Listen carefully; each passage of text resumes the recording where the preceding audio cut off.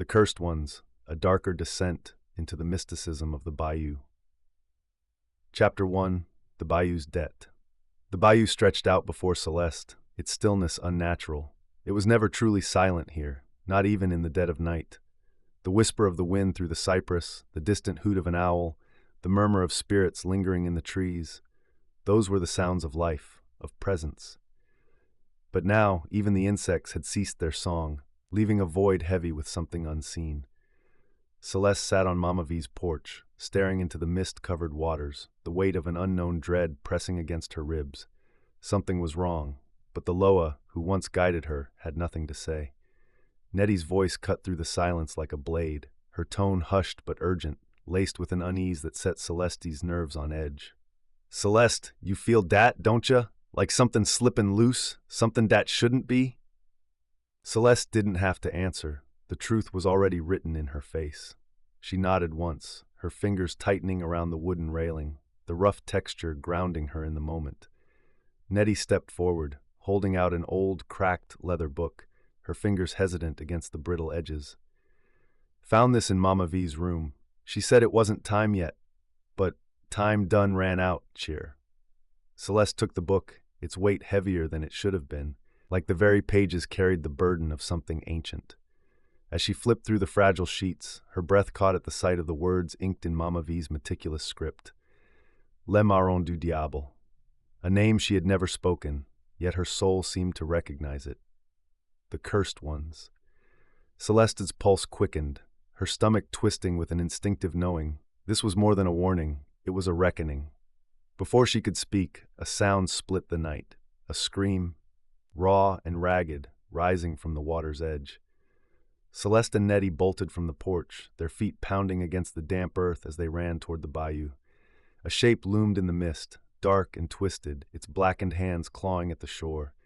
The water churned violently behind it, and from its depths came a whisper that carried on the wind, chilling Celeste to the bone. "Yo pa prepare pa sa cap vini. You ain't ready for what's comin'." Chapter 2. The Devil's Chain. Solomon and T-Jean stood by the body, their expressions carved from stone. The man had been dead for hours, but death alone wasn't what disturbed them. His eyes, or what remained of them, were nothing but hollow sockets, the flesh around them scorched as though fire had licked them clean. His mouth hung open in a frozen scream, his body twisted in unnatural agony. Solomon crouched beside the corpse, his fingers ghosting over the burned flesh, his voice low and grim. "Dis ain't natural. Dis be work of something old, something dat don't follow no man's rules." Isabeau arrived moments later, her face tight with worry, her shawl pulled tight around her shoulders. "The protections," she whispered, her voice trembling. "They failin', one by one. Ain't no accident." Celeste's stomach twisted, her fingers tightening around the old journal. "Mama Vee knew," she murmured. "She wrote about them, about the Cursed Ones. Said day was locked away, deep beneath the land where no light can touch." The spirits led them through the swamp, their whispers urgent but fragmented, guiding them toward a place even Celeste had never dared tread. An old burial site, forgotten by time, swallowed by the roots of cypress trees and thick vines. The air grew thick with the scent of damp earth and decay, the presence of something ancient pressing against their senses. There, half buried in the mud, lay the remains of bones bound in rusted iron chains, symbols of Vev magic etched into their surfaces, long since worn but still potent with warning. "Dey wasn't buried," T-Jean muttered. "Dey was trapped." Celeste hesitated, her breath shallow, her pulse drumming in her ears. There was an unseen force pulling her forward, but whether it was curiosity or destiny, she could not tell. The moment the tip of her boot touched the edge of the grave, the chains shattered with a sound like splintering glass. A gust of wind howled through the bayou, rattling the branches overhead as the ground trembled beneath them. The air turned electric, charged with something restless and hungry. The first of the Cursed Ones had been set free. A whisper slid through the wind, dark and sultry, curling into Celeste's ear. "Nous se reprise, nous se revanche." We are the return, we are revenge. Chapter 3. The Drowned King. The swamp still trembled in the wake of what had been unleashed, as if the land itself recoiled from the rupture in its ancient bindings. Celeste's breath came fast, her heart pounding against her ribs like a drum calling to battle.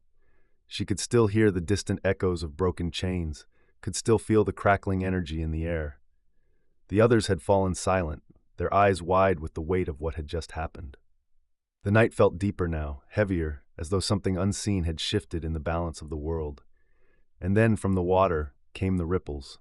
The surface of the bayou quivered, dark tendrils spiraling outward from the place where the chains had shattered. Then slowly, deliberately, something rose. A figure, tall, imposing, its shape half shadow, half flesh. The moonlight caught the glisten of dark skin, twisted with something unnatural, something ancient. Met Kalfou. Celeste knew his name the moment she saw him, though he looked different from the stories. The guardian of crossroads had been lost to time, but now time had spit him back out, and he was no longer the same. Kalfou's gaze swept across them, and even the spirits in the trees seemed to hold their breath. Celeste felt the weight of his attention settle on her like a stone, a pressure she had never known. She swallowed, her throat dry. By the Loa, I command you to... Laughter. Low, rumbling, hollow. U pense Loa gen pouvoisumwen? You think the Loa got power over me? His voice carried the depth of something ancient, something that had been waiting in the dark.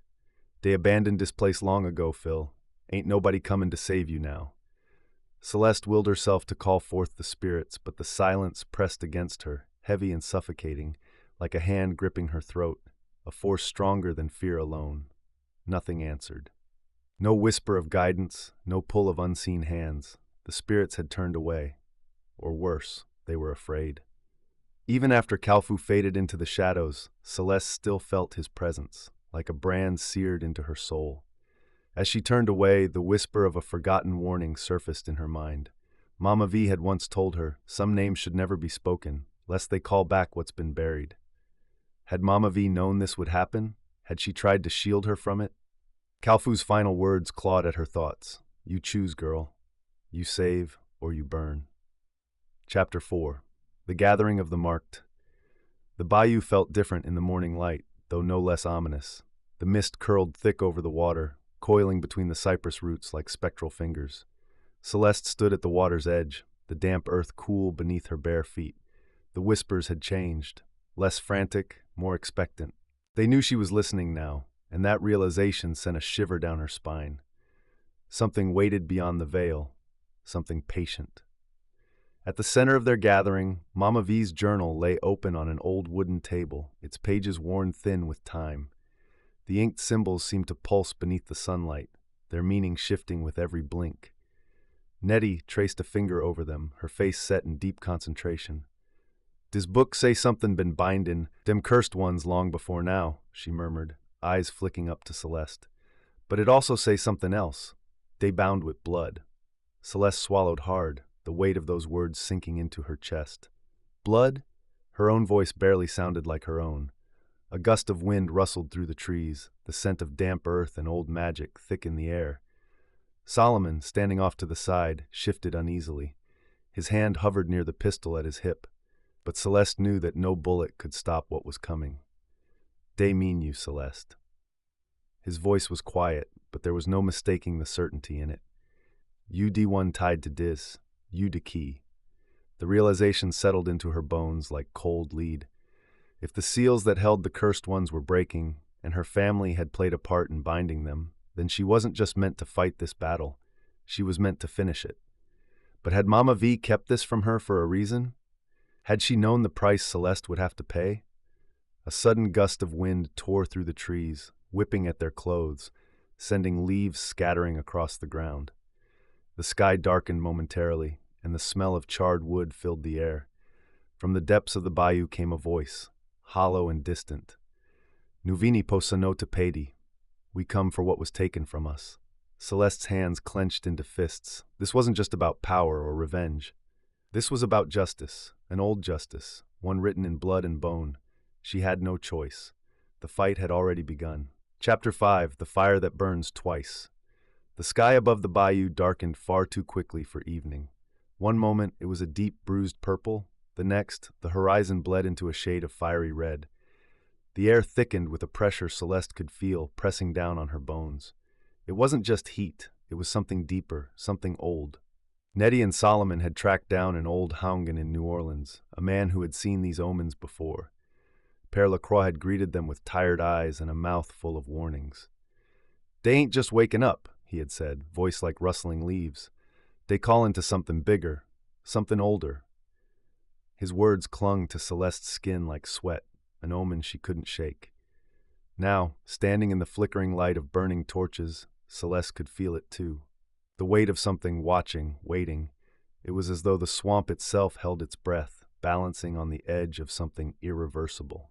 A storm without wind, a hunger without a body. Tijin shifted his stance beside her, his fingers twitching near the blade at his waist. "We gotta stop this," he muttered, his voice low but firm. His eyes darted to Celeste. "Before they get too strong." Celeste nodded, steeling herself. "We need to find the last seal before it's broken." But deep inside, she already knew the truth. She might be too late. Every hair on her arm stood on end. The weight of something unseen bore down upon them, its presence thick and suffocating. The first flames erupted from the bayou's edge, licking up the ancient cypress trees, turning the night sky a furious orange. The water reflected the fire, making it seem as though the swamp itself was ablaze. And from within the rising smoke, a figure began to take shape. Its eyes burned red, flickering like embers. Its body was draped in something that moved like shadow but carried the weight of flesh. The air itself recoiled from it, shuddering like a living thing. When it spoke, the voice was layered, past and present woven together. "Utapansu takakashnu? You thought you could hide us?" Celeste inhaled sharply, her hands tightening at her sides. The spirits had spoken. The past had risen. The seals had been shattered, and now the battle had come for her. Chapter 6, The Serpent's Vev. The flames reflected off the water, casting the bayou in twisted shades of orange and black. Celeste stood at the edge of the clearing, her breath sharp and shallow, the heat of the fire licking at her skin. The figure emerging from the smoke moved like a shadow with weight, its eyes pinpricks of red that pierced through the mist. The air around it hummed, a low thrumming that set Celeste's teeth on edge. She recognized this feeling. It was the veil, stretched thin and vibrating under the strain of something trying to break through. Whatever this spirit was, it wasn't here alone.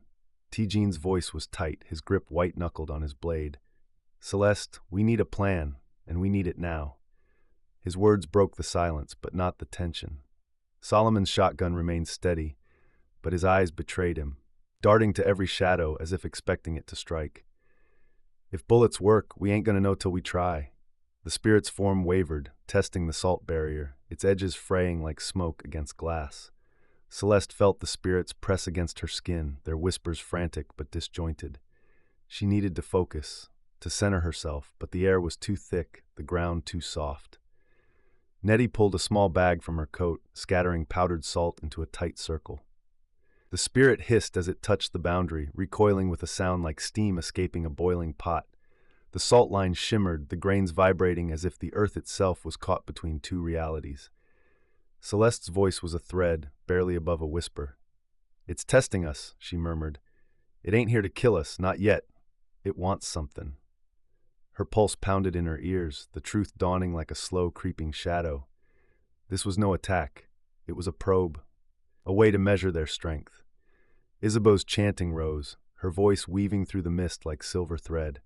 Her hands moved in practiced patterns, drawing vive symbols in the dirt. Each line seemed to burn itself into the earth, glowing with a pale, unnatural light. The spirit's body trembled, its form smudging at the edges as if reality was refusing to hold it. The ground beneath them throbbed, a heartbeat beneath the soil, and Celeste felt the pull of the Loa, their power coiling around her spine. She stepped forward, her own voice joining Isabeau's, the ancient words slipping from her lips with a familiarity that both comforted and frightened her. The spirit's form buckled, its limbs stretching like tar, the red of its eyes flickering in and out of existence. "Nous c'est commencement. We are the beginning." Its voice twisted the air, leaving a taste of ash on Celeste's tongue. The ground split beneath it, a seam of darkness opening, and from within, shapes moved, shadows that held form, eyes that blinked in the abyss.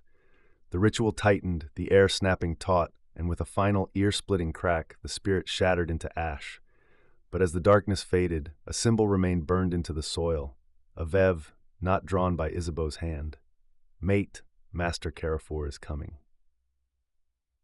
Chapter 7, The Whispering Veil. The night held its breath, the bayou sinking into an unnatural silence. The red glow of the sky seeped into the water, staining the world in hues of fire and blood. Celeste stood still, her pulse echoing in her ears, the sound of her own breathing too loud, too sharp. The mist swirled at her feet, curling in tendrils that twisted around her ankles, pulling her forward. The veil was thinning, and whatever was on the other side was pushing through. She could feel it, a hand pressing against a membrane, stretching, waiting to tear through. Nettie's whisper cut through the fog. "Celeste, you all right?" Her voice was a lifeline, but when Celeste turned, her friends were shadows, eyes empty, faces slack, their bodies outlined in a sickly green light. She blinked, the vision shattering like glass. Solomon and Jean were as they had been, blades ready, eyes sharp, but the lingering image clung to her like a cobweb. She forced herself to breathe, to push past the crawling sensation under her skin. Something was wrong. The spirits didn't create visions like this, not unless something was warping them, using them. The mist parted, and Isabeau stumbled into view. Her clothes were soaked, clinging to her skin, dark with blood and swamp water. Her hands moved, fingers tracing symbols into the dirt, each stroke leaving behind a black, oily mark. Celeste's breath caught, her instincts screaming. "Isabeau?" she called, her voice tight.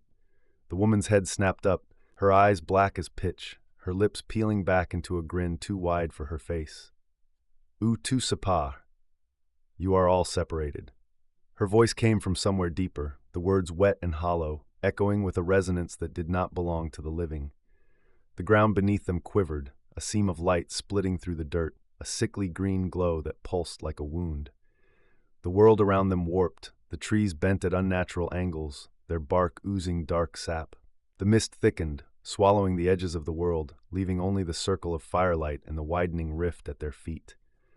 "Hold your ground," Celeste shouted, but even as the words left her mouth, the light flared, and a hand, a shadow with claws, slipped through the tear. Isabeau's body twisted, bones cracking, her form pulled toward the rift, and as her body sank into the earth, her lips moved once more, the whisper carrying on the wind. "Mate Kalfou ap vini. Master Kalfou is coming." Chapter 8. The Devil at the Crossroads. The air at the crossroads thickened, the damp heat of the bayou giving way to a chill that bit deep. Celeste's breath clouded before her, frost blooming on the leaves of the cypress trees. The world seemed to hold its breath, every sound swallowed by an oppressive silence. Even the spirits, who usually lingered at the edges of her sight, had vanished, their whispers cut off as if an unseen hand had closed a door. Something had shifted, a wrongness that settled into her bones. The weight of it pressed against her ribs, a pressure that made it hard to draw a full breath. "You feel dat?" Jean's voice was barely a whisper, his fingers brushing the edge of his blade. The shadows around them seemed to stretch and twist, their shapes unraveling at the edges. The firelight flickered, casting long fingers of darkness that curled around the trees. Celeste tightened her grip on her staff, the wood warm and pulsing against her palm, as if the Loa themselves were trying to warn her. The air hummed with a frequency just out of reach, a sound that shivered through her bones. It was more than a presence. It was a force, a current pulling them towards something unseen. From the corner of her eye, a shadow moved against the light, its form neither solid nor smoke. It drifted at the edge of the clearing, a silhouette with eyes like dying embers, glowing with a light that did not belong in this world. His voice slid through the mist, cool and soft, curling into Celeste's ear like a serpent's hiss. "You think you close one door, but how many did you open?" The words wrapped around her, each syllable a coil tightening against her skin. She turned slowly, her staff raised, its wood warm with the energy of the Loa. The figure stepped forward, and the shadows seemed to swallow the light around him. His form was shrouded, more suggestion than substance, his face a blend of strangers' features, familiar yet unplaceable. His eyes, however, were fixed points of light, cold and calculating. He wore a coat too dark, too deep, as if it had been stitched from the night itself. His smile was wide, teeth sharp behind lips that curled in perpetual amusement. "Ain't no doors closed to me, Chair," he said, his voice a hum against her bones. "You stand at the crossroads, Phil, but you don't see the paths. Not yet." Celeste felt the weight of his words press against her, the truth threading through the air like a toxin. The ground beneath them pulsed, the rift's green light flickering like a dying flame. Solomon pushed the key into the earth, his movements quick, desperate. The figure remained still, his smile never faltering, as if he watched not with interest, but with amusement. "You closed this door, sure enough," the figure murmured, his shadow stretching across the rift. But every choice got a price. Every road got two ends. The light flared, the rift snapping shut with a sound like stone breaking. The shadows recoiled, the figure dissolving into smoke, but his laughter lingered, threading through the mist. "Good luck, Phil, you gon' need it." As the rift closed, the bayou exhaled, the air rushing back in a gust of damp wind. But even as the darkness receded, the echo of his voice remained, a stain on the night. Celeste's chest tightened, the realization settling over her like ash. The battle wasn't over, not even close. Chapter 9, The Puppet Master's Game. The bayou had always felt alive, but now its pulse had changed. Where there had been whispers of spirits, now there were murmurs of something darker, a rhythm beneath the surface that beat out a warning with every ripple of water, every rustle of leaves. Celeste moved carefully through the swamp, her senses stretched thin, the weight of Kalfu's words pressing against her. The crossroads had closed, but he had made it clear. Other doors were still open, and whatever was waiting beyond them was already moving closer. Solomon kept pace beside her, his shotgun held low but ready. "You sure about dis, Cher? You feel how the air don't breathe right no more?" His voice was a soft rumble, but beneath it lay a thread of unease. Celeste didn't answer immediately, her focus on the mist curling at the water's edge, where shadows moved with purpose. "Ain't never been sure of nothin' since he showed up," she admitted, her breath misting in the cool air. "But we can't just wait for whatever's next. We gotta meet it halfway." Their path led them to an old clearing where the remnants of Vave symbols were etched into the earth, their lines disturbed as if something had crawled out from beneath them. Nettie knelt by the marks, her fingers brushing the dirt, her lips moving in a quiet prayer. "Dis here ain't no ordinary magic. Dis be a summoning. Someone called something out, and now it's walking with us." The wind shifted, bringing with it the scent of burnt offerings and old blood, the kind of smell that lingered in the bones. A figure moved through the mist, its form shivering at the edges, as if reality itself had trouble holding on to it. Marinette Boissèche. Celeste knew her by the fire in her eyes, by the way the flames licked up her skin without burning, by the hollow hunger in her stare. The vengeful Loa of wildness and destruction, a spirit of fire and cleansing. Marinette's lips pulled into a sharp grin, her voice a crackling ember. "U pensu que defy mwen? You think you can?" Celeste raised her staff, her stance firm despite the tremor in her chest. "Ain't bout defyin', Marinette. It's bout knowin' what's right. You know dis bayou don't need burnin'." The Loa's laughter was a wildfire, spreading through the clearing, the air growing hotter, the trees bending away from the heat. Behind her, the shadows moved, and Celeste realized with a cold jolt, Marinette was not alone. More shadows, more figures, each one a story from Voudou's darkest tales, each one a weapon in Kalfu's hand. The puppet master had set his pieces on the board, and the game had only just begun. Chapter 10. The Fire in the Bayou. The air crackled with heat as Marinette Boissèche stepped forward, her form wrapped in shadows and flame. The trees around her smoldered, their leaves curling into ash without ever catching fire. Celeste felt the heat crawl across her skin, not a burn, but a threat, the promise of pain. Marinette's eyes glowed like embers, a smoldering red that flickered with each breath. She moved with a predatory grace, her bare feet whispering against the damp earth, leaving dry patches in her wake. The spirits that had lingered in the air now hid, their whispers gone silent as if they too feared her flame. Nettie moved closer to Celeste, her voice a low hiss. "Ain't no ordinary Loa, Cher. She burn what she touch and she don't leave nothing behind." Her hands gripped the leather-bound journal, Mama Vee's old writings, the words within their last hope of understanding what they faced. Celeste nodded slowly, her eyes never leaving Marinette's smirking face.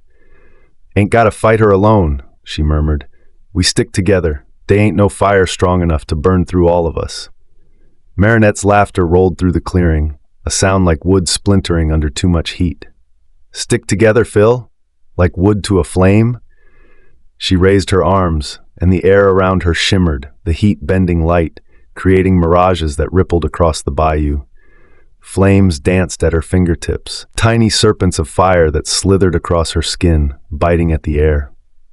She took a step forward, and the ground beneath her charred smoke rising in delicate curls. "Dis bayou old, but old wood burn fast. You think you can stop me?" Solomon stepped into her path, his shotgun steady in his grip, salt and iron rounds loaded. "Ain't no one looking to stop you, Marinette," he said, his voice a deep rumble. "But you start burning our land, you start a fight you ain't ready for." The Loa's eyes narrowed, her expression shifting from amusement to anger, a storm gathering beneath her skin. The wind picked up, pulling the flames higher, and for a moment Celeste saw them, not just the flames but the spirits within them, faces twisted in eternal agony, souls bound to the fire. Marinette wasn't just a spirit of destruction, she was a keeper of the lost, a shepherd of the damned. Before anyone could move, the flames surged forward, a wall of heat that burned the air from Celeste's lungs. She thrust her staff into the earth, calling on the Loa, on the spirits, on the land itself to hold back the blaze. Roots shot up from the ground, ancient and gnarled, weaving together to form a barrier. The flames hit, splintering into sparks, and for a moment the two forces stood still, nature and fire locked in a struggle for dominance. Marinette's smile widened, her teeth sharp, and the fire grew hotter, the roots beginning to smolder.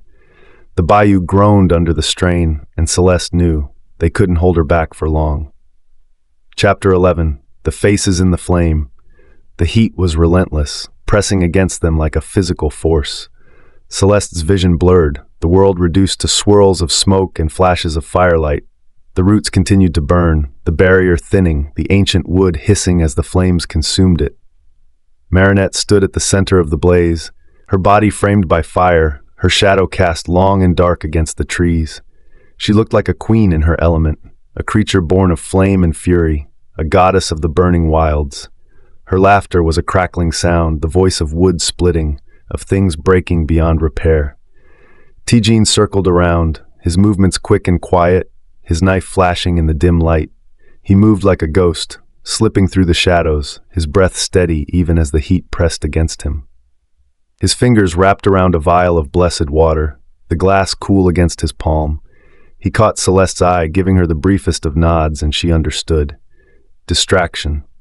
She shifted her stance, the roots beneath her feet pulsing with the energy of the Loa, the earth beneath her alive with potential. If they could draw Marinette's attention, they might have a chance to bind her, to send her back to the other side. "You think your fire's strong, Marinette?" Celeste called, her voice steady despite the fear that clawed at her throat. "I seen fire before, seen it burn through wood, through flesh, but you think it can burn through blood?" The Loa's head tilted, her expression curious, her flame stilling for the briefest moment. It was enough.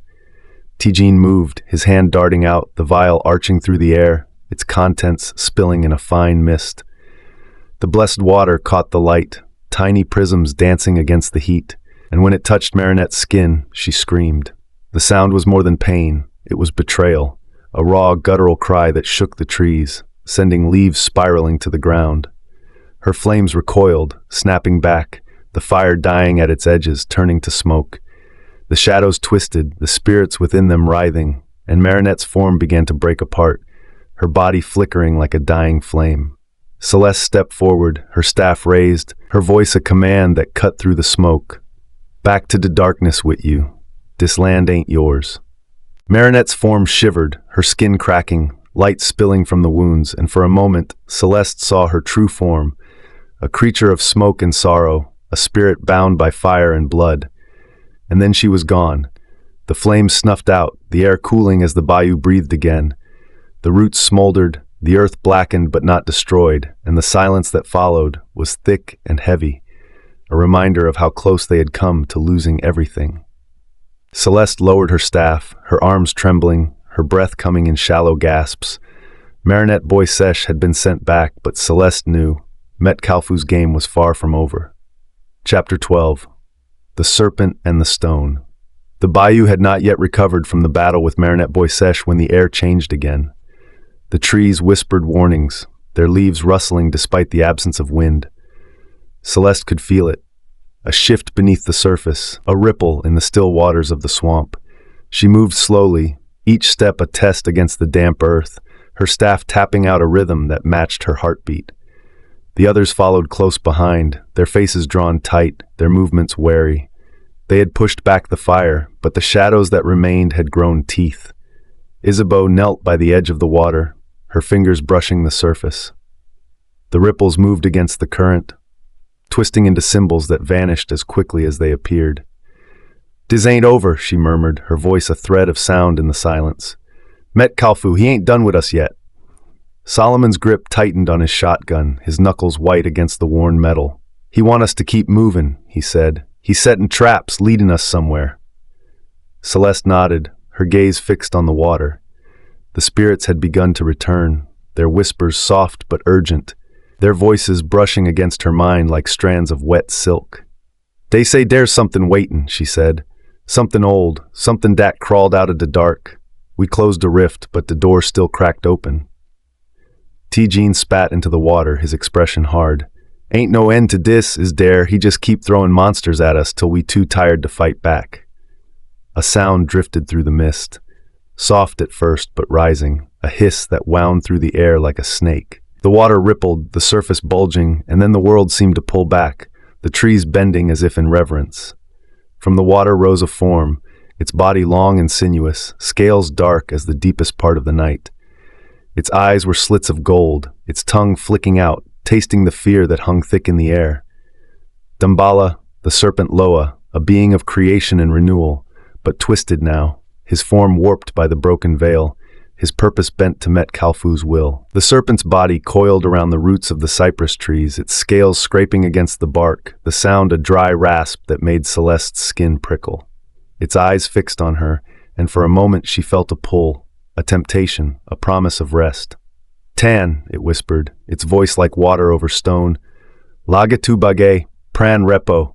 Wait, let go of everything, rest." She shook her head, her staff flaring with light, a pulse that rippled through the water, breaking the hold of its gaze. "Ain't no rest for the weary," she said, her voice steady, "and ain't no serpent gon' pull me under." Chapter 13. The Price of Refusal. The serpent recoiled, its body a ripple in the water, its eyes narrowing. The golden light within them dimmed, shifting to a murky green, a color that spoke of rot and decay. The water around its coils darkened, the clear bayou turning to brackish sludge. Celeste felt the shift, the tug of something that wanted to pull her down, to wrap her in the weight of forgotten things. The others felt it too. Nettie stumbled, her hand going to her head as if a sudden pressure had taken hold. Solomon cursed under his breath, his shotgun aimed but his finger hesitant on the trigger. "He trying to drown us," Isabeau whispered, her voice tight. "Not in water, but in something worse, in doubt." Celeste nodded, understanding. The serpent was not just a creature of the physical, it was a being of the mind, a spirit that could twist the world around those who let their guard down. She planted her staff in the earth, the wood sinking into the mud, and called upon the spirits, her voice rising against the hiss of the serpent. "Buen man de protección, buen man de fos. I ask for protection, I ask for strength."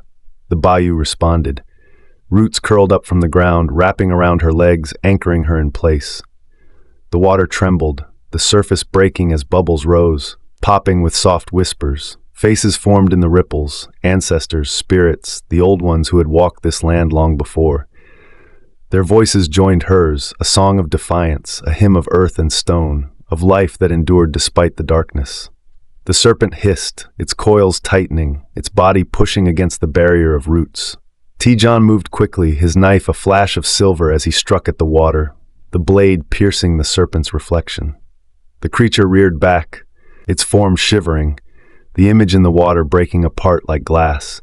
Its body writhed, each twist sending ripples that spread out, darkening the water further. But the roots held firm, the spirits singing louder, their voices drowning out the hiss of the serpent.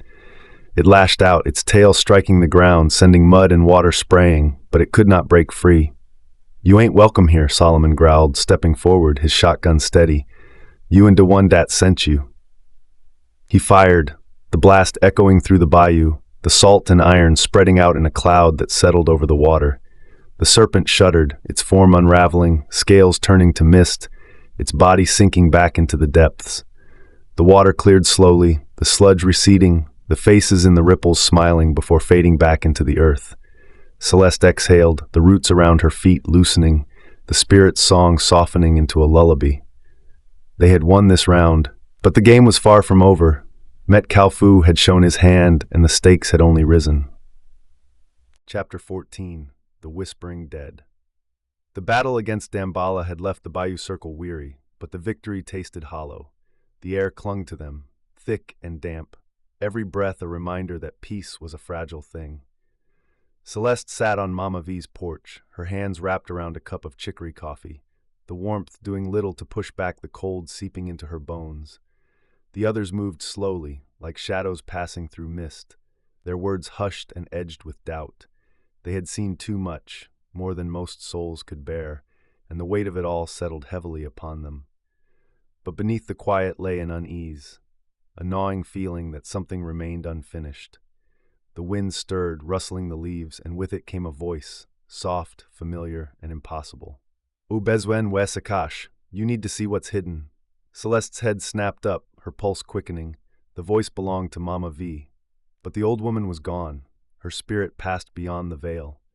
Celeste closed her eyes, letting the whisper wrap around her, her senses reaching out for the echo of the one person who had always known what to do. When the voice came again, it was more insistent, curling through the air like smoke. "Pagareakje, gareake." Don't look with your eyes, look with your heart. Driven by a force she could not name, Celeste rose, her coffee forgotten, her feet moving of their own accord. The others called after her, but their voices seemed to come from far away, muffled and distorted. The path led her deep into the bayou, where the trees twisted overhead and the ground turned to wet, sucking mud. Mist wrapped around her ankles, each step drawing her further from the world she knew. The deeper she walked, the more the bayou seemed to close in around her, the shadows of the trees stretching like long fingers. Her skin prickled, not from the cold, but from the sensation of eyes that were not there. She reached the water's edge, and the world seemed to fold in on itself. The bayou's surface rippled, and from its depths rose a vision, not of memory, but of truth. She saw Kalfou, younger, his face unmarked by shadows. He stood at a crossroads, his hands raised, his voice calling to something beyond the veil, and from that darkness, something had answered. The scene shifted, and Celeste saw Marinette Boy Sesh, Damballa, and others still waiting in the dark, their forms bound, their eyes empty. Her breath hitched as she recognized the face of a spirit she had once called upon for guidance, now hollow and twisted. The truth struck her like a fist to the gut.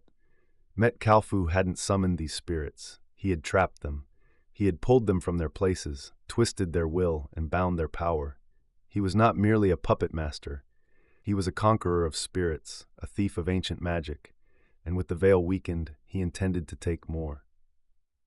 Mama Vee's voice drifted to her again, a soft echo of warning and promise. "Palage petite fille, ogen please pouvoir passo cunning." Don't give up, daughter. You have more power than you know. Chapter 15. The Veil Between Worlds. Celeste stumbled back from the water's edge, her heart pounding in her chest. The vision had left her raw, every nerve exposed, the truth searing through her like fire. Kalfou wasn't merely opening the door between worlds. He was breaking every lock, every chain, not to free the spirits, but to enslave them. She turned to find the others behind her, their faces etched with fear and confusion. Solomon's grip on his shotgun tightened, the barrel dipping slightly as if even steel could not hold steady in this storm. "What you see, Cher? What that water show you?" Her voice trembled, but she forced the words out. Kalfou. He ain't just callin' dem spirits. He holdin' 'em, usin' 'em like tools. Nettie's expression shifted, her sharp mind already piecing the puzzle together. But why? What'd he want? Celeste shook her head. The answer just beyond her reach, tangled in the web of shadows Met Kalfu had spun. He want control, not just of this world, but the one beyond it. He break into rules, bend into Loa to his will. Isabeau's fingers tightened around the talisman at her neck, her lips moving in a prayer too quiet to hear. If he bend into Loa, dat mean he ain't working alone. Somebody or something giving him dat power. Her words settled over them like a shroud. The Loa were powerful, ancient beings, not easily swayed. For Met Kalfu to twist them to his purpose meant he had found a source of magic deeper than anything Celeste had ever known. And if he could twist the Loa, what hope did they have of stopping him? The air seemed to thicken, pressing in on them, and the trees around them rustled with voices only Celeste could hear. Her hand tightened around her staff, the wood warm against her palm, as if the Loa within it were trying to lend her strength. The others shifted uneasily, and Tijin muttered a prayer under his breath. Solomon's eyes never left the trees, his knuckles white around his weapon. They all felt it, the shift in the air, the pull of something waiting just beyond sight. Celeste knew then that the battle ahead would not be one of strength alone, but of will. Chapter 16, The Devil's Game. The bayou had turned into a maze, the mist thickening into walls, the trees leaning in as if they held secrets. Celeste moved cautiously, her staff a solid weight in her hands, the Loa within it stirring against her skin. Every step was a risk, every breath a challenge. The silence pressed down on them, muting even the crunch of leaves underfoot. They had walked into a trap, and the air tasted of it, cold, metallic, laced with the sharpness of fear. Tijin's knife flashed silver in the dim light, his eyes darting through the shadows. "Ain't right, dis," he muttered, his voice a thread in the stillness. "Feel like we walkin' into a snare."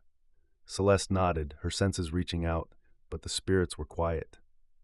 "Met Kalfu ain't playin' no more. He's settin' to board and we to pieces."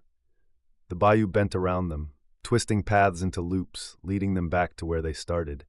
It was a game of shadows, and they were caught in it. The clearing appeared suddenly, its center marked by an old stone altar carved with Vev symbols. The air here was colder, the ground hard despite the swamp's usual softness. Nettie reached out, her fingers brushing the stone, and a flash of light through her back. She hit the ground, her skin pale, her breath thin.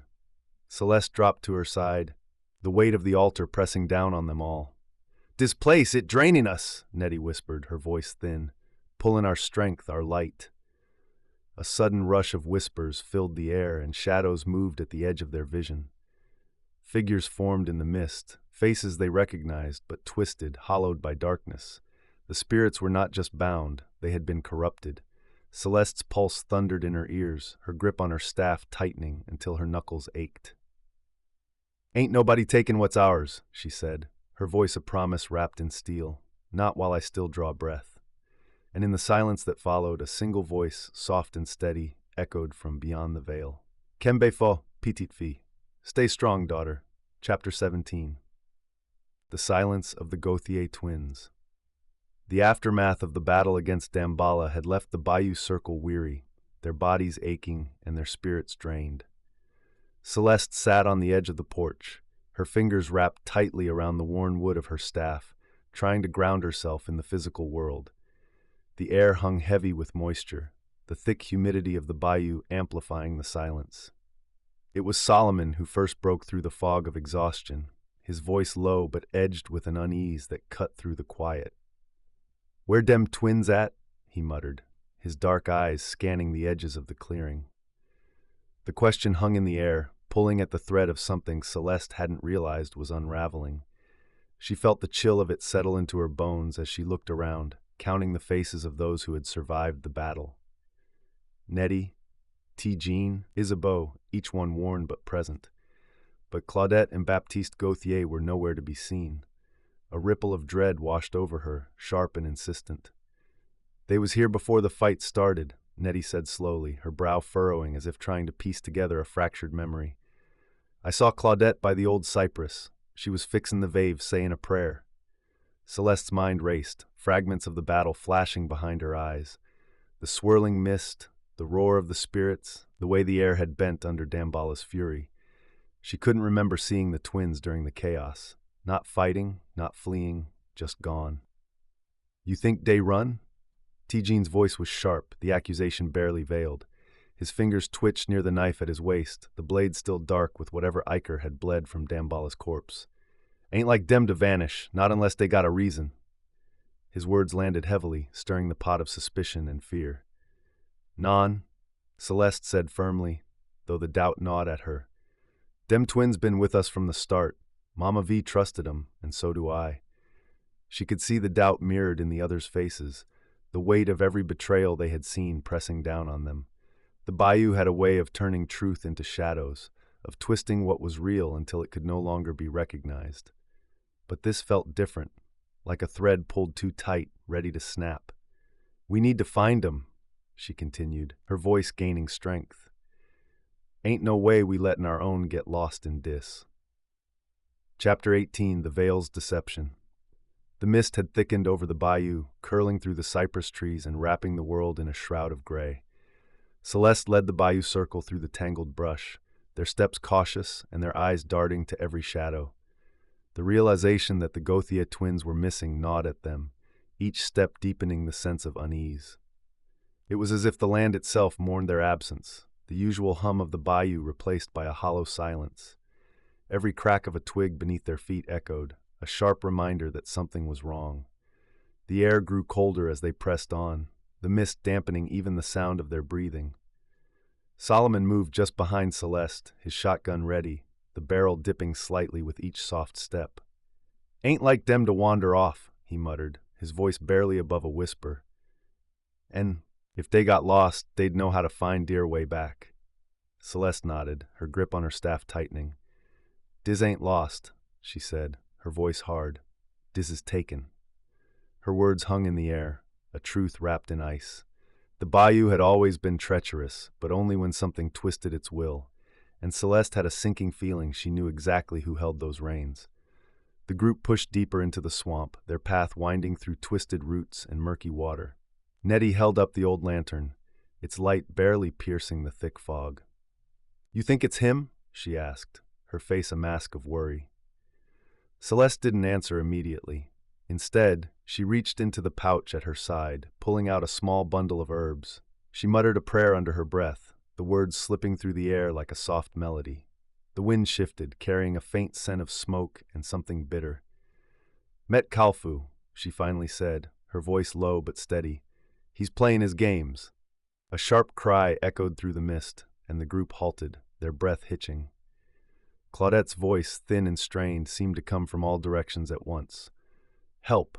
The word twisted in the air, warped by the fog, and Celeste's skin prickled with dread. It's a trick, Isabeau warned, drawing a blade from beneath her shawl. If he got him, he ain't gonna let him call to us, not unless he want us to find him. Celeste exhaled, her breath clouding the cool air. We gotta see. Even if it's a trap, we can't leave him. They moved forward, the lantern's light bouncing against the mist, the shadows pulling back only to rush forward again. The ground beneath them turned to mud, sucking at their feet, slowing their progress. And then, through the mist, shapes began to emerge. Two figures, bound to the twisted trunk of an old cypress, their bodies wrapped in vines that pulsed with a sickly green light. Claudette and Baptiste, their heads lolled forward, eyes closed, their skin pale and clammy. The air around them hummed with dark magic, the kind that tasted of ash and regret. A low growl rippled through the fog, and the shadows seemed to breathe. From behind the twisted roots, Chen Kalfu emerged, its form a shifting mass of shadows and bone, its eyes glowing with a dull, hungry light. The Hound of Kalfou, a creature woven from curses and bound by dark intent. It crouched low, its limbs unnaturally long, fingers curling into the mud. Celeste raised her staff, drawing on the Loa's power, feeling the warmth of their presence pushing back against the cold. Nu papeo, she whispered, her words a promise. We ain't afraid of you. The air snapped, the mist recoiling as light surged from her staff, cutting through the shadows. Chen Kalfu hissed, its form bending and breaking, its bones cracking like dry wood, but it held firm, its tendrils still wrapped tight around the twins. The Bayou Circle moved as one, each member striking against the darkness, their combined strength pushing against the sentinel's will. And slowly, the vines began to break, the sickly green light fading to nothing. The twins sagged against the tree, their breathing shallow but steady. As Chen Kalfu dissolved into mist, its final whisper brushed against Celeste's mind, a cold touch that sent a shiver down her spine. Liweo, liap vini. He sees you. He is coming. She stood in the damp earth, the weight of the words pressing against her. Met Kalfu was not done, and now he knew they were coming for him. Chapter 19. The Bayou's Snare.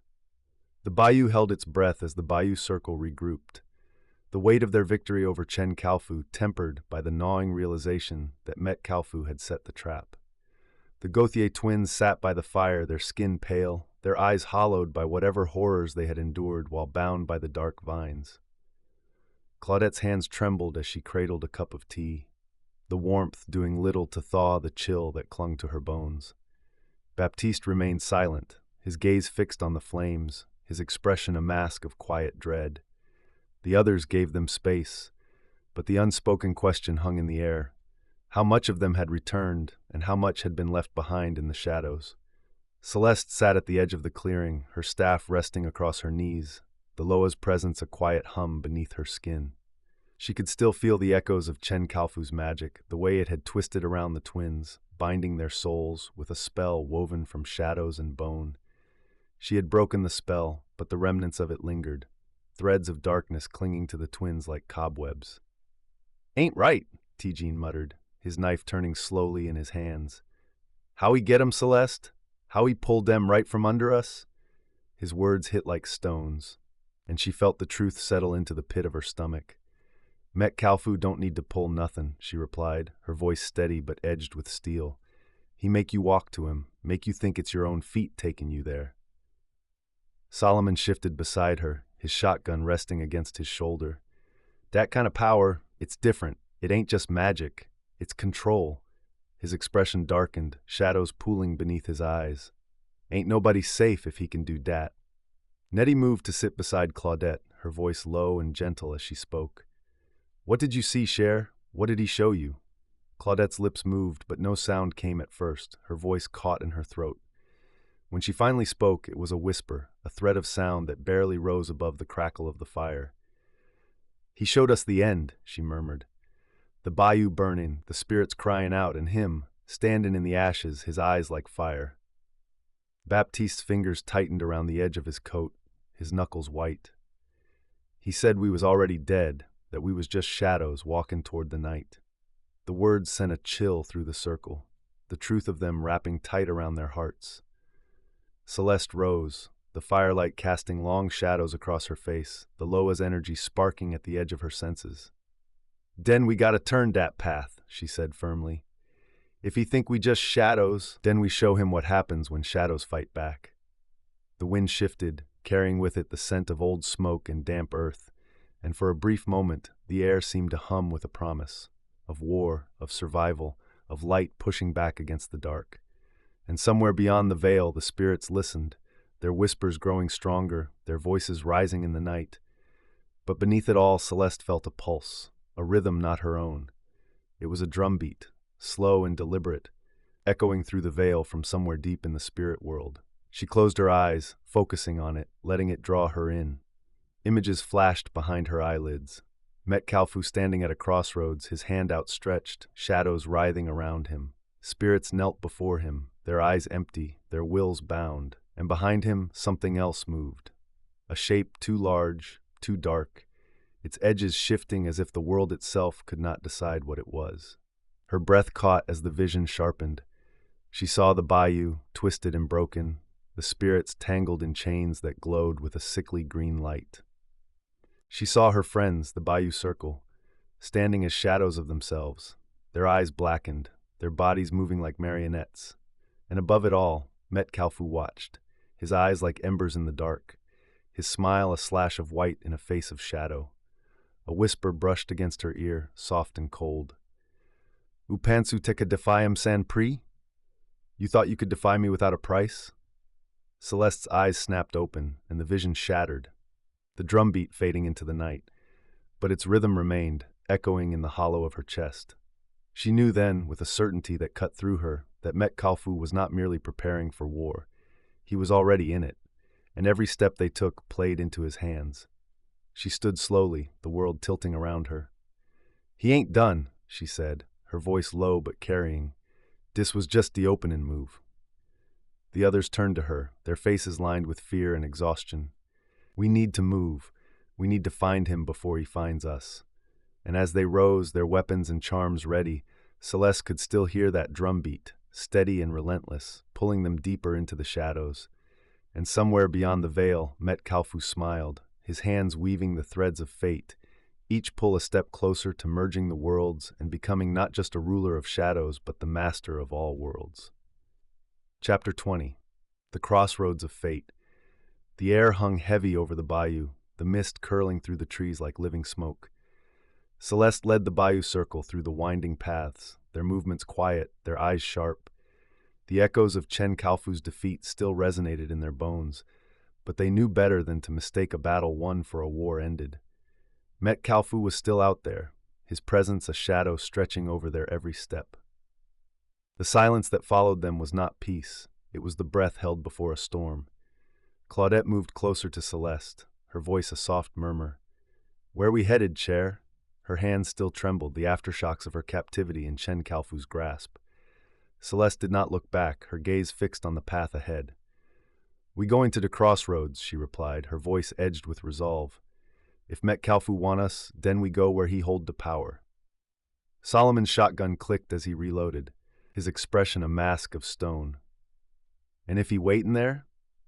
"He is," Celeste said, her words weighted with certainty, "and that's why we ain't gonna let him have the first move." The path led them deeper into the swamp, where the cypress trees twisted into unnatural shapes, their roots tangled like bones beneath the water. The air grew colder, and with every step the world seemed to narrow, the mist thickening until the trees became nothing more than silhouettes. Celeste could feel the loa stirring, their energy a quiet hum beneath her skin. They were close, too close. The crossroads appeared suddenly, a small clearing where four paths met beneath the twisted limbs of an ancient tree. Symbols had been carved into its bark, vague marks that pulsed with a sickly green light. The ground beneath it was bare, the earth blackened as if it had been burned. Celeste felt the weight of it, the pull of the spirit world pressing against the thin veil of reality. "Dis is it," she whispered. "Dis is where he broke the first seal." A slow, deliberate clap echoed through the mist, each strike of flesh against flesh a mockery. Kalfu stepped into view, his silhouette sharp against the pale fog, his eyes burning with an inner light. "Bravo," he drawled, his voice smooth as river water. "Ain't often de prey walk to de hunter." His smile widened, the expression too perfect, too still. "But that's what I love about you, Celeste. You always bring de light to the darkness." His words twisted in the air, and behind him, the mist moved, shapes forming within it. Shadows with eyes like embers, spirits bound to his will. The Bayou Circle tightened their formation, their weapons and charms at the ready. And as the first shadow lunged, Celeste raised her staff, the Loa's power bursting forth like lightning in the night. The battle had begun. Chapter 21. A Veil of Darkness. The air around the crossroads thickened, each breath a struggle against the weight of shadows. Kalfu stood in the center of the clearing, his form a silhouette against the pulsing green light of the Vev-marked tree.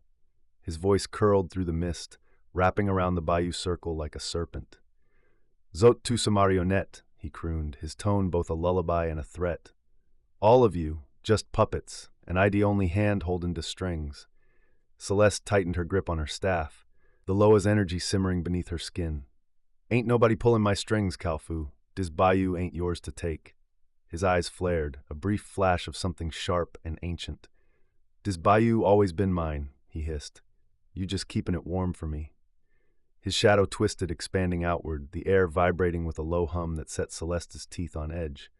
The first spirit lunged, a twisted form, its eyes hollow, its mouth a gaping wound. Solomon's shotgun barked, the salt round ripping through the apparition, but it reformed, its misty tendrils curling back into shape. "They ain't real," Nettie shouted, her voice a thread through the chaos. "They shadows, reflections. We gotta cut the strings, not the puppets." Celeste's mind raced, the truth of Nettie's words sparking a flame of hope. If these were shadows, then Met Kalfu was the source, and breaking him would break them all. Celeste raised her staff, the Loa's light spilling into the mist, pushing back the darkness. She moved forward, her steps deliberate, her voice rising in a chant that vibrated through the ground. Les Bukikimbe, Cascadio! Spirits that are bound, break your chains! The shadows shuddered, their forms rippling as the power of her words reached them. One by one they began to unravel, their shapes dissolving into mist, the spirits freed from their bindings. Met Kalfu's expression shifted, the mask of confidence cracking. O Pantsu Foase, you think you strong enough? His voice rose, a command that echoed through the crossroads. The vev marks on the tree pulsed, the green light turning an angry red. The ground beneath them split, roots twisting upward, reaching like skeletal hands. And from the darkness, new figures emerged. Not shadows, but solid, ancient beings, their forms marked by the earth and the dead. The Bayou Circle braced themselves, their weapons raised, as the real battle began. Chapter 22, The Unseen Hand. Celeste felt the shift in the air before the first strike landed. The ancient beings that had emerged from the roots moved with purpose, their bodies solid and strong, not like the shadows they had fought before. These were spirits pulled from the deep places of the earth, bound to Met Kalfu's will, their eyes glowing with a dull, relentless hunger. The Bayou Circle fell into formation, their movements instinctive, their bonds of survival tightening around them like a shield. Met Kalfu watched from the center of the crossroads, his form a pillar of stillness amid the chaos. His voice came soft, a whisper that threaded through the noise of battle. Opakagenyan konsakitujo te isit la. You can't win against what has always been here. His words slithered through Celeste's mind, cold fingers trailing down her spine. She could feel his power pressing against her senses, a force that threatened to close the world around her, to bury them all in darkness. But beneath his voice, she heard another, softer, warmer, a light in the cold. Palage, petite fille, ogem please pouvoir passer sa cunning. Don't give up, daughter. You have more power than you know. Mama Vee's voice drifted through the veil, a hand reaching out from the spirit world. Celeste's heart leapt, the fear that had coiled in her chest unraveling. She drew in a deep breath, letting the Loa's energy fill her, pushing back against the weight of Met Kalfu's magic. Hold fast, she called, her voice clear. He can only control what we let him. She stepped forward, her staff blazing with light, and struck the ground. The energy rippled outward, a shockwave of spirit and will, breaking through the fog. The ancient beings recoiled, their shapes shuddering, and the Bayou Circle pressed their advantage, pushing back against the tide of darkness. Met Kalfu's eyes narrowed, his smile sharpening. You still don't understand, do you? The ground beneath them rumbled, the mist coiling tighter, and Celeste felt the pull, a shift in reality, a hand turning the wheel. He wasn't just summoning spirits, he was reshaping the world around them, twisting the crossroads into a labyrinth. The battle had only just begun, and the path ahead was shrouded in shadows. Chapter 23, Met Kalfu's Hold. The air hung heavy over the bayou, the mist curling around the Bayou Circle as they moved with quiet purpose. The weight of what lay ahead pressed against them, a silent reminder that the path they walked had no promise of return. Celeste led the way, her staff glowing with the soft pulse of the Loa's energy. Behind her, the others followed, Solomon with his shotgun, Nettie clutching her charms, Isabeau muttering quiet prayers. Claudette and Baptiste stayed near the back, their steps slower, their eyes dull, as if shadows had crept behind them and found a home. Celeste had noticed the change in the twins since their rescue, but the urgency of their mission had left little room for questions. Now, as they drew closer to the crossroads where Met Kalfu's presence stained the air, doubt whispered in her ear. Claudette, she called softly, her voice threading through the mist.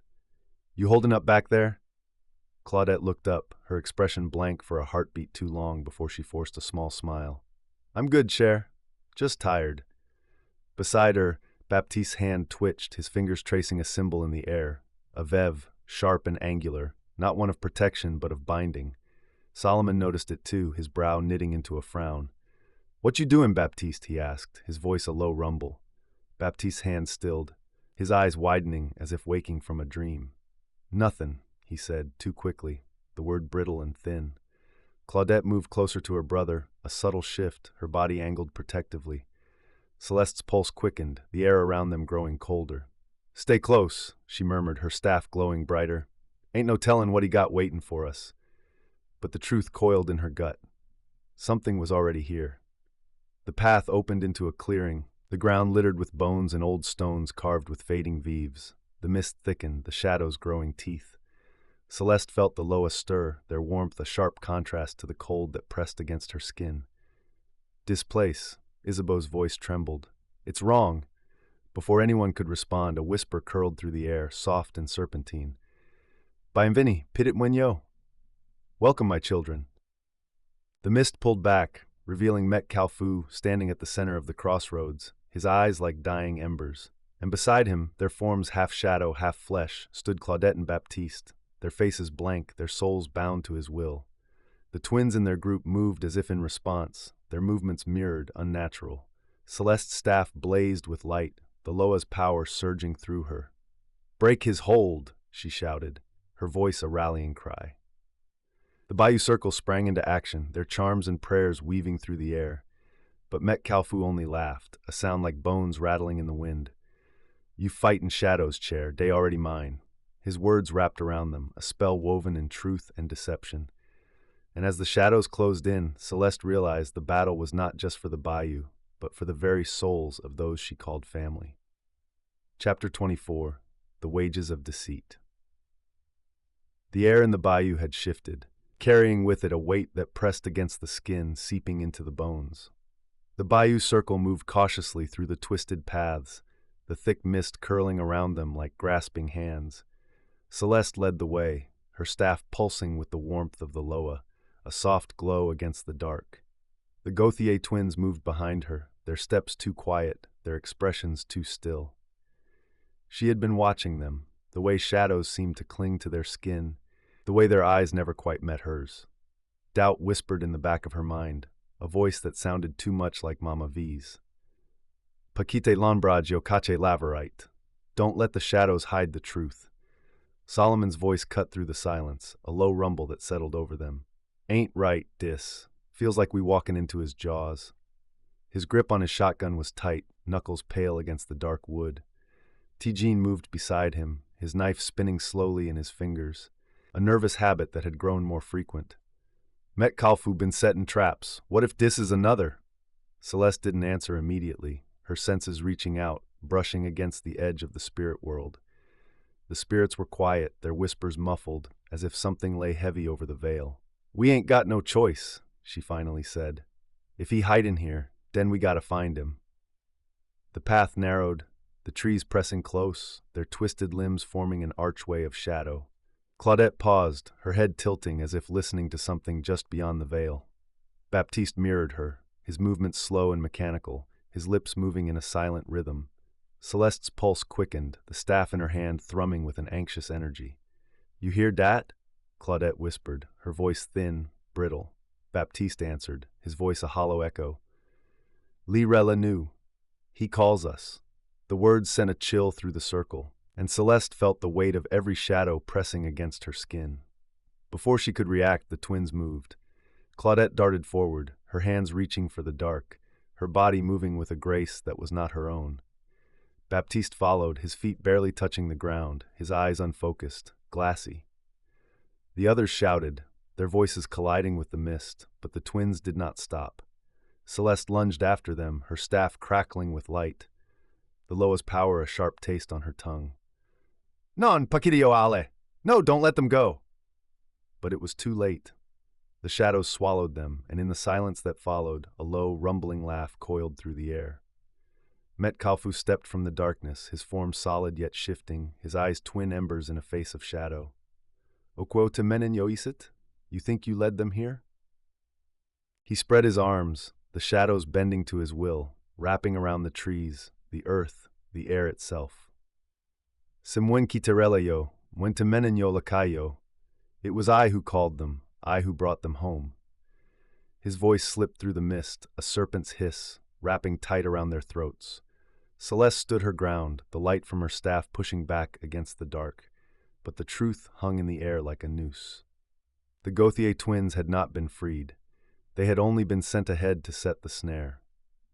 Chapter 25. The Devil's Crossroads. The air had turned thick and still, the kind of quiet that only came when something old and dangerous held its breath. Celeste led the Bayou Circle through the winding trails of the bayou, their every step muffled by the damp earth. The light from their lanterns barely pierced the mist, casting long, wavering shadows that seemed to move on their own. The weight of Kalfu's presence pressed against them, a constant thrum just below the surface of reality. Each breath tasted of smoke and old magic, the air tinged with the scent of rum and charred wood. Claudette and Baptiste moved in silence, their faces drawn and pale, shadows clinging to them like old regrets. Claudette's hands were bound with strands of red and white twine, a protection spell Isabeau had woven with whispered prayers and sage smoke. Baptiste's steps dragged, his feet cutting shallow trails in the mud. Solomon walked just behind them, his shotgun resting against his shoulder, but his eyes never leaving the twins. The suspicion hung in the air, unspoken but palpable. The twins had been pulled into Kalfu's web once. No one was eager to see it happen again. The path twisted, leading them to a clearing where the trees bent low, their branches tangled like old bones. In the center stood a stone altar, its surface etched with vague symbols that pulsed with a sickly green light. Celeste felt the pull of it, the way the spirits shied away, their whispers turning to murmurs of fear. "This is it," she murmured, her voice a thread in the heavy air. The crossroads where he broke the first seal. The realization settled over them, a shroud of cold truth. They had walked into the heart of Kalfu's domain. A soft, rhythmic tapping filled the clearing, a sound like bones knocking together. Celeste's skin prickled, and the mist thickened, curling around their ankles. The sound grew louder, each beat syncing with her pulse, drawing her gaze to the shadows beneath the twisted branches. From the darkness, a figure emerged, its form fluid, shifting. A man one moment, a ripple of shadow the next. Kalfu smiled, the expression slow and sharp, his teeth catching the green light. "Mop gado, petite fille," he purred. "I've been watching that you walk into same path over and over, a fly caught in a web." Celeste's grip tightened on her staff, the Loa's power humming beneath her skin. "We ain't here to play, Kalfu. You done enough." His laughter curled through the air, soft and cruel. "You think you here by your own will, Phil? Every step you take, I laid the stones for it."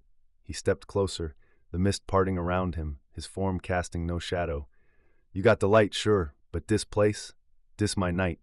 His words wrapped around them, the weight of old magic pressing down, and the shadows stirred, their edges sharp and hungry. The battle had begun, and the crossroads trembled under the weight of the choice that lay ahead. Chapter 26. The Conjurer's Gambit. The bayou had grown restless, its whispers turning to low moans that carried through the mist. Celeste moved with the Bayou Circle close behind her, their footsteps careful, their eyes sharp. The battle at the crossroads had shaken them, the weight of Kalfu's power settling into their bones. Every shadow felt like a threat, every shift of the wind a warning. Claudette and Baptiste walked at the center of their group, the red and white bindings on Claudette's wrists glowing faintly under the dim light. Isabeau had layered spell upon spell over them, protections woven from sage smoke and whispered prayers, but even those felt fragile here. The path wound deeper into the swamp, the trees pressing close, their twisted limbs blocking out the sky. The air grew thick, heavy with the scent of damp earth and something older, magic that lay buried beneath the roots, curled up and waiting. Celeste paused at the edge of a clearing, her staff a solid weight in her hands, the Loa's presence a quiet hum beneath her skin. "We gettin' close," she said softly. "Feel it in the air." Solomon grunted in agreement, his shotgun held ready, his eyes sharp, and it feel like a trap. A soft sound, like bells wrapped in cloth, drifted through the trees. Celeste's pulse quickened, the hair on her arms rising as the air shifted. From the mist, a figure emerged, his form wrapped in shadows, his skin a deep, rich brown that seemed to drink in the light. His eyes glowed a soft amber, and a long staff topped with a bone talisman rested in his hands. The spirits drew back at his approach, their whispers turning reverent, and Celeste felt the weight of his presence settle over them. Papa Zaka, she breathed, recognition flooding through her. Papa Zaka, the old spirit of the harvest and the keeper of the balance, stepped forward, his movements slow and deliberate. "Philae, you walkin' in deep waters," he said, his voice low and rough, like wind through dry grass. "Met Kalfou done set his board, and you right where he wants you." His words hung in the air, a reminder of the tangled web they had found themselves in. Celeste swallowed hard, her fingers tightening on her staff. "We ain't got no choice. He pull into spirits, break into seals. We gotta stop him." Papa Zaka nodded slowly, his gaze heavy with an understanding that ran deep. "He want more den to spirits, Chair. He want de land, de life dat run through it. He aimed to turn dis place into his own crossroad, a place where de livin' and de dead walk hand in hand, and only he hold de key." The weight of his words pressed down on them, and Celeste felt the chill of the truth. Met Kalfou wasn't just building power. He was creating a kingdom, one where only his rules applied. And if they didn't stop him, the bayou would become a door that opened both ways, forever. A hush fell over the group, the reality of their situation settling in like a cold mist. Papa Zaka turned his gaze to Claudette and Baptiste, his amber eyes softening. "There's more to it, Phil. Met Kalfou ain't just after power, he after blood. He knows the twins carry the old magic, a bloodline that can open doors and close 'em. It's why he took 'em, why he tried to break 'em. He thought if he could turn 'em, he'd hold the key to every door." Celeste felt a pang of guilt, sharp and bitter. She had suspected betrayal, doubted those who had been her family, and now, with the truth laid bare, the weight of that doubt pressed down on her. Claudette and Baptiste had not just been victims, they had been the target. And if Met Kalfou wanted their blood, it meant they were more valuable than they had ever realized.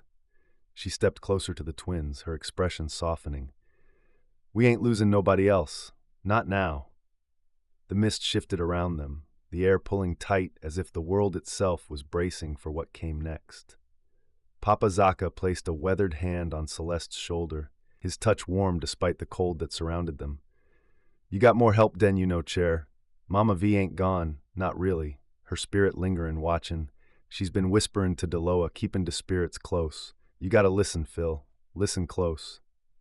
Her breath caught in her throat, a flicker of warmth spreading through her chest. Mama Vee.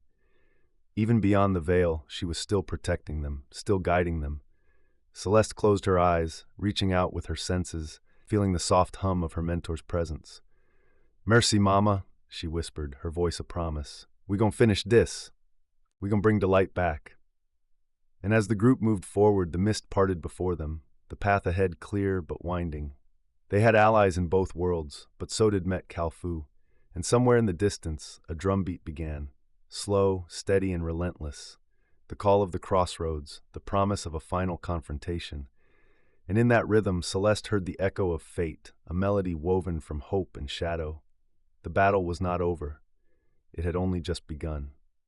Chapter 27. The Harvest of Secrets. The mist hung heavy over the bayou, thick as old breath, and the air crackled with a tension that set the skin crawling. Celeste led the Bayou Circle through the twisted paths, her senses on edge, every shadow a potential threat.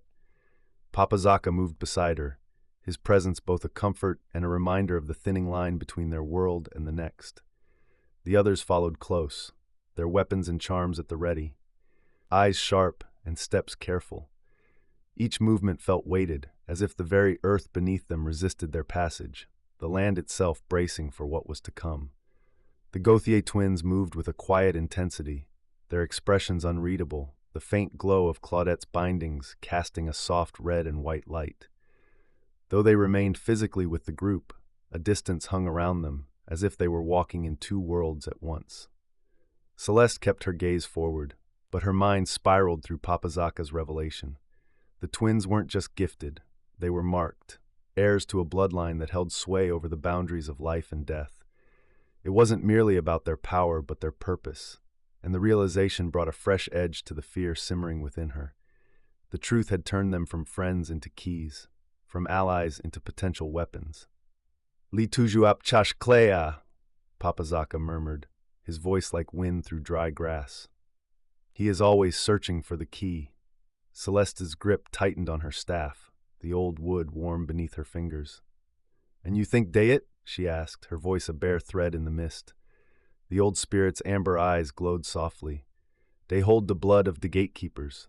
Only they can open the path fully, or close it forever. His words hung in the air, each syllable a stone dropped into dark water, the ripples spreading through the group. The twins were more than just bait. They were the lock and the key, and whichever side they chose would decide the fate of the bayou. Solomon pushed a branch aside, his shotgun cradled in his arms. If Kalfou want 'em so bad, then we gotta keep 'em close. Ain't no tellin' what kind of tricks he got left. His voice was a careful balance of strength and doubt, the fear beneath it as real as the damp earth underfoot. They had seen what Met Kalfou could do, how he bent the world to his will, and now they walked willingly into his domain. Every step was a gamble. The stakes whispered in every rustle of leaves and every shift of the mist. The bayou felt alive with secrets, and not all of them were on their side. The clearing opened before them, a wound in the forest where the trees twisted into shapes of old magic. The ground beneath their feet pulsed, a slow rhythm that seemed to sync with their own heartbeats. Celeste held up her hand, signaling the group to halt. "This is it," she whispered, "the place where the lines cross." The air thickened, the mist coiling around them, pulling them into a space that felt both vast and suffocating. And from the shadows a voice rose, low and rough, its cadence a rhythm that set their teeth on edge. "No te vini po fini sakita commence." We have come to finish what was started. Chapter 28. The Final Gambit. The bayou seemed to hold its breath, the mist curling tighter around the twisted cypress trees as if the land itself feared what was to come. Celeste stood at the edge of the clearing, her staff planted firmly in the damp earth, the loa stirring within her with a nervous energy. The Bayou Circle fanned out behind her, each member braced for battle, their weapons and charms at the ready. The Gauthier twins, Claudette and Baptiste, stood closest to her, their expressions steeled with resolve, their inherited power a silent promise. Papa Zaka lingered at the edge of the mist, his amber eyes watchful, his presence a bridge between the worlds. They had come to end this, to break Met Kalfou's hold over the bayou and restore the balance that had been lost. A wind swept through the clearing, cold and sharp, carrying with it the scent of ash and something metallic. The ground pulsed, a slow and steady thrum like a heartbeat, and the mist parted, revealing Met Kalfou standing at the center of the crossroads. His form seemed more solid than before, shadows coiling around him, his eyes burning with a crimson light, his lips curled into a smile, a slash of white in the dark, and when he spoke, his voice rolled through the air like thunder. "No penseo te que defiam sans consequence." You thought you could defy me without consequence. His hands moved, drawing symbols in the air, and the shadows around him deepened, thickened, until they seemed to take shape. A new figure emerged from the darkness, towering and skeletal, its form wrapped in tattered veils that seemed to drink the light. Its eyes burned with a sickly green flame, and the air around it grew heavy, pressing against their skin. Celeste recognized it from Mama Vee's old stories, the barren criminal, a spirit of violent death and retribution. She felt the cold grip of fear slide down her spine, but she held her ground, her staff glowing softly with the light of the loa. "Kalfou, sapajamte," she called out, her voice ringing through the mist. "Kalfou, this was never yours." The Baron moved with a deliberate slowness, each step leaving a scorch mark on the earth, its fingers long and sharp, claws scraping against reality itself. The Bayou Circle tightened their formation, their charms sparking to life, whispers of prayers and incantations weaving through the air. Solomon aimed his shotgun, the salt rounds blessed and ready, while Tijan held his blade steady, its silver edge catching the dim light. Nettie muttered a protection spell under her breath, her hands glowing with a soft blue hue, the spirit of Mama Vee stirring through her, guiding her words. The twins clasped hands, their combined energy a bright pulse in the dark, a reminder of what they stood to protect. Met Kalfou watched, his expression unreadable, his eyes flicking between them and the barren criminel. His fingers twitched, and the shadows around him twisted, the mist curling into shapes that bore down on them like a living thing. "U tu sa marionnette nan jouet moinan," he said softly, his words a dark lullaby. "You are all puppets in my game." But Celeste felt something shift. The Loa moved within her, a warmth against the chill, a strength that had been waiting. She raised her staff, the light flaring, and the mist recoiled, the shadows shrinking back. No pajuet, no salimia an anfenwa. We are not toys, we are the light in the darkness. The Baron Criminel lunged, its claws slicing through the air, but the Bayou Circle moved as one. Salt and steel, magic and prayer, all combined into a force that struck back against the dark. The ground trembled, the mist shattered into fragments of shadow, and for a moment, it seemed as if the world itself held its breath. Kalfu's smile faltered, his form flickering, and the Baron let out a howl that shook the trees. The final battle had begun, and only one side would walk away from this place whole. Chapter 29. The Breaking Point. The air crackled with energy, every breath thick with the weight of magic and the lingering taste of ash. The Bayou Circle stood firm, their formation tight as the Baron Criminel towered over them, its skeletal form wreathed in green flame. Celeste could feel the Loa within her, their strength humming through her veins, pushing back against the crushing force of the Baron's presence. The ground beneath them seemed to pulse, a slow, deliberate rhythm that matched the beat of her own heart. Kalfu remained at the edge of the clearing, his expression one of calm amusement, as if this battle were nothing more than a game. But his eyes burned, crimson and cold, and Celeste knew he was not as unaffected as he seemed. Li pansali gen povwa, men li blieki mon ki te fel, Kalfou murmured, his voice a whisper that slithered through the air. He thinks he has power, but he forgets who made him. His fingers moved, weaving patterns in the mist, and the Baron Criminel hissed, its movements jerking as if pulled by invisible strings. Celeste tightened her grip on her staff, the light within it growing, a soft glow against the encroaching dark. Baron Criminel, I'll pas oblige obey, she called, her voice steady despite the fear twisting in her gut. Baron Criminel, you do not have to obey. The creature paused, its burning eyes flicking to her, a glimmer of something almost human passing over its gaunt features. The moment stretched, a fragile thread pulled taut between them.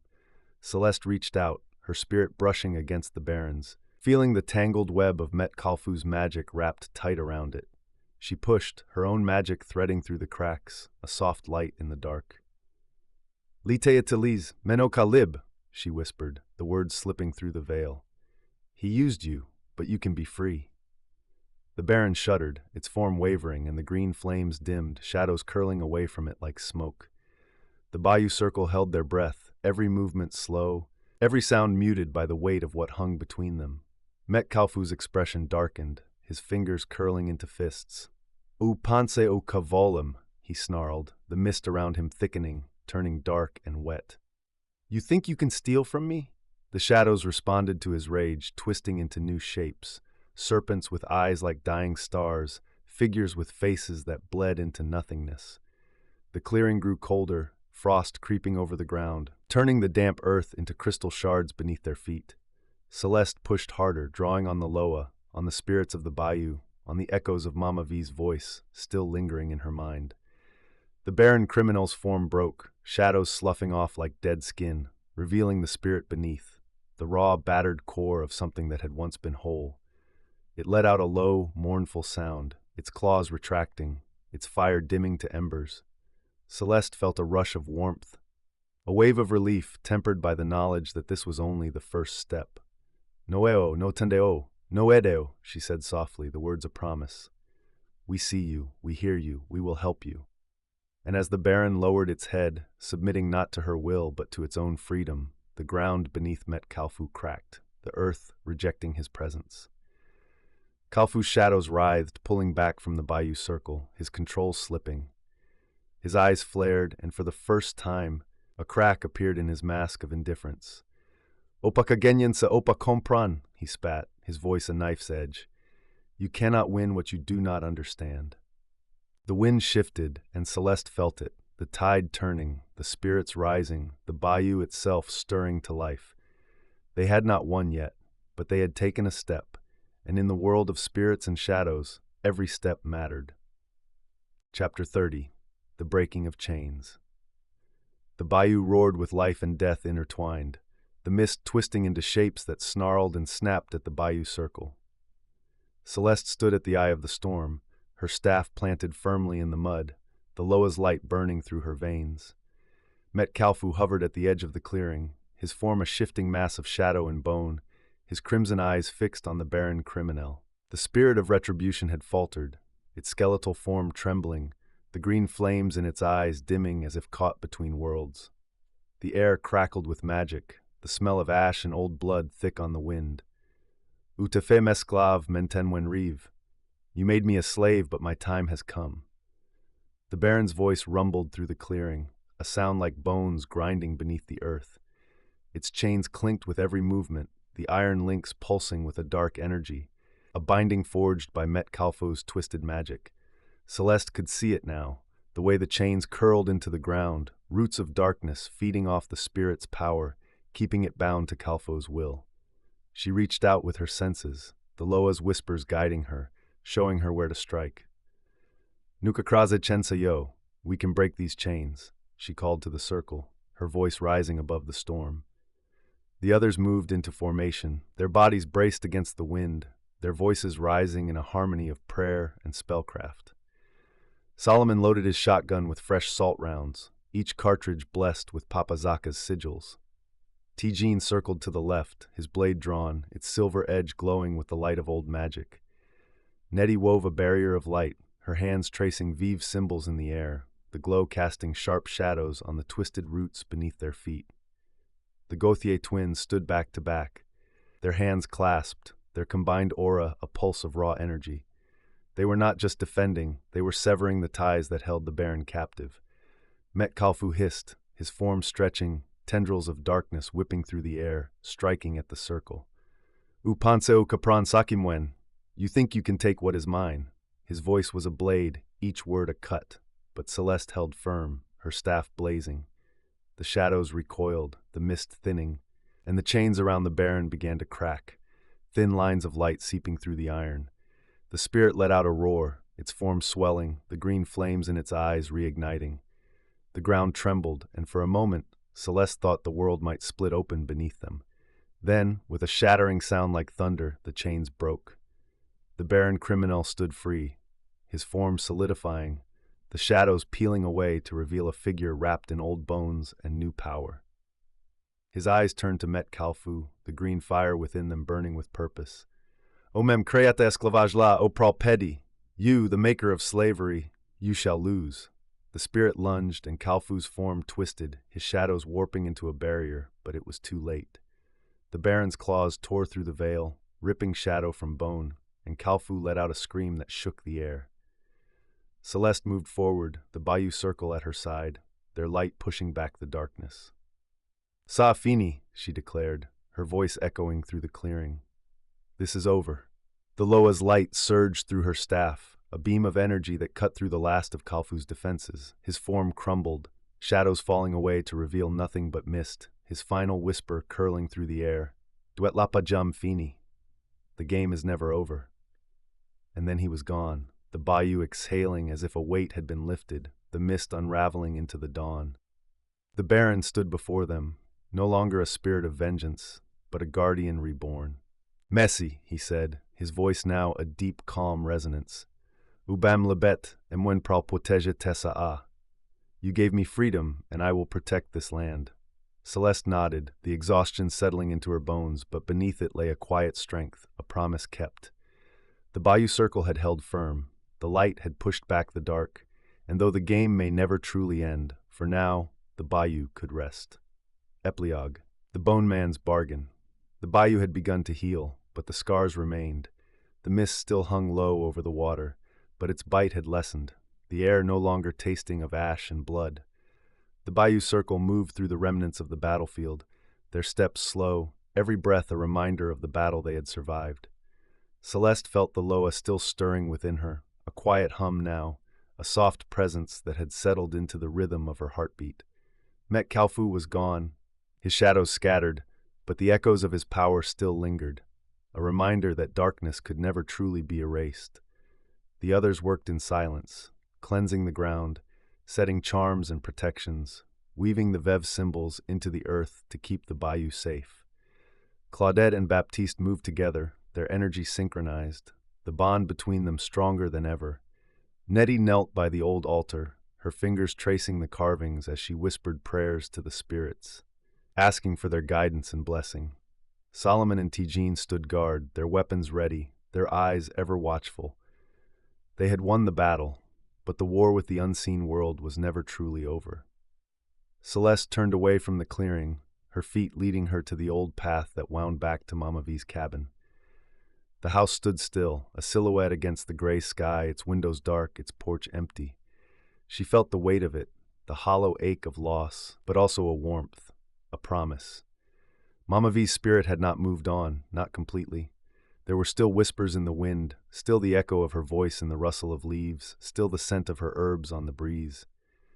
"Ou pas jamais poucon," Celeste murmured, her breath curling in the cool air. "You are never alone." A laugh broke through the silence, sharp and bright, startling her. Celeste spun, her staff raised, the loa flaring within her. The world seemed to ripple, the edges of reality blurring, and from the shadows stepped a figure, tall, thin, draped in a black tailcoat and a wide-brimmed hat, his face painted in the stark white of a skull. He leaned on a cane, his grin wide and mischievous, his eyes alight with a flame that burned both hot and cold. "Well now, ain't dis a sight?" he drawled, his voice like the rumble of distant thunder. "The fill of the bayou, still walkin', still fightin'. You make a papa proud." Celeste's heart thundered in her chest. "Papa Gede." The name slipped from her lips, a prayer and a warning. His laughter rolled through the air, the sound both joyful and sinister. "I been watchin', Cher. You and ya little circle, you put on quite a show." His cane tapped against the earth, and with every step the ground seemed to darken, the shadows stretching to meet him. "But you know how it is with the dead. They don't always stay down. Sometimes they just need a little—" He leaned in close, his breath cold against her skin, his words curling like smoke. "You miss her, don't you? That old woman who walked between worlds."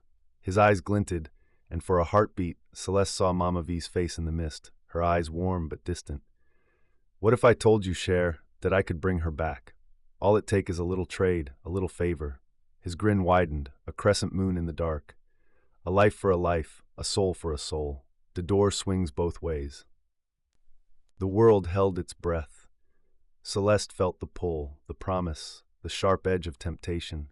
But beneath it all, she heard the whisper of Mama Vee's voice, soft but clear. "Saki muri dwe rete muri. What is dead must remain dead." Papa Gede stepped back, his laughter dancing through the air as he tipped his hat. "I'll be around, Cher. You know where to find me."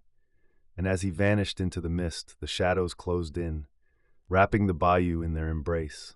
Celeste stood alone, the weight of the spirit world pressing against her, the promise of what lay ahead, a dark seed planted deep in her soul. The bayou had been saved, but the veil had only grown thinner, and somewhere, in the space between life and death, the next chapter had already begun.